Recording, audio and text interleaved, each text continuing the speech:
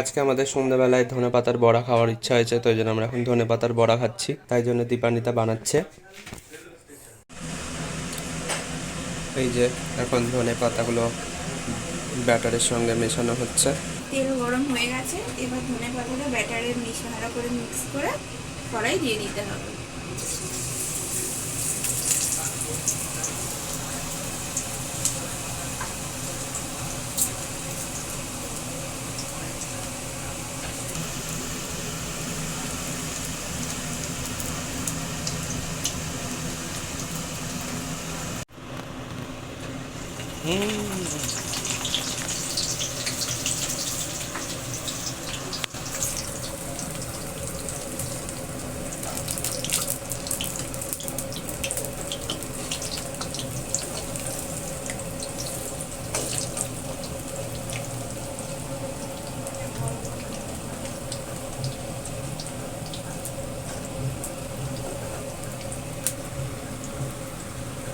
তো দেখতে পাচ্ছেন এখন আমরা সন্ধ্যাবেলায় ধনেপাতার পকোড়া বানাচ্ছি। তো এখন চা দিয়ে ধনেপাতার পকোড়া খাওয়া হবে। চা না, কফি কফি দিয়ে ধনেপাতার পকোড়া খাওয়া হবে। বাবা এই মাত্র অফিস থেকে আসলো, বাবা মা এখন টিভি দেখছে, আমি আর দীপান্বিতা এখন ধনেপাতার পকোড়া ভাজছি। এগুলো ভাজা হয়ে গেলে তারপর আমরা জমিয়ে খাওয়া দাওয়া করবো আর গল্প টল্প করবো। আজকে সারাদিনের কাজ কাজ করে এইমাত্র না, আজকে কটার সময় উঠলাম? সাতটা। সাতটা। সাতটার সময় উঠলাম কাজ করে, তারপরে চা খেয়েছে একবার। এখন ধনে পাতার পকোড়া বানাবো, তারপরে একবার কফি খাবো। চা খাবো, কফি খাবো।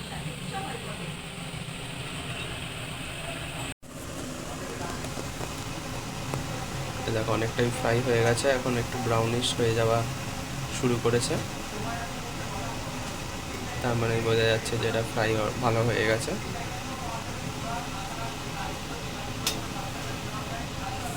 এখানে এখন কফির জন্য দুধ বসানো হয়ে গেছে, এবারে কফি বানানো হবে। আর এদিকে পকোড়া বানানো হচ্ছে, অলরেডি অনেকগুলো পকোড়া বানানো হয়ে গেছে এখানে। আর লাস্ট কয়েকটা বেঁচেছিল, তো তার সাথে এইগুলোও দিয়ে দিয়েছে একসাথে।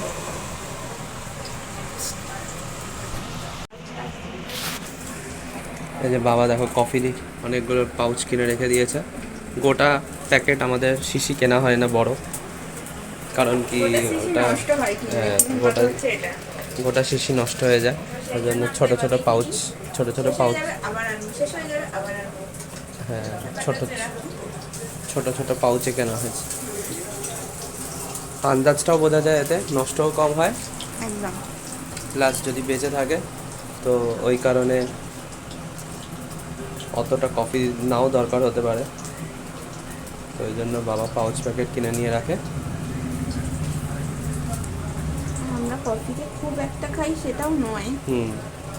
শীতকাল হলেই আমরা কফি খাই। এটা হচ্ছে যে স্পেশাল, সে এই বড়াটা খাবে। জাম্বো বড়া বলে এটাকে, জাম্বো ধনেপাতার বড়া।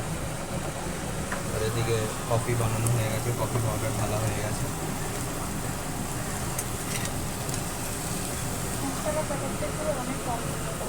কম থাকে। বন্ধুরা, রাস্তার পাশে রয়েছে মেডিসিন শপ, যেখানে বিনামূল্যে ওষুধ তোমরা পাবে। এটা বেশ ভালো লাগলো। আমি তো বন্ধুরা কিছু সময়ের জন্য টাকা এখানে সবকিছু জমা করতে হবে এখন, মানে ইলেকট্রিক যে কোনো জিনিস তোমাদের এখানে জমা করে দিয়ে তারপর মন্দির দর্শন। এই দেখো বন্ধুরা, কফি রেডি।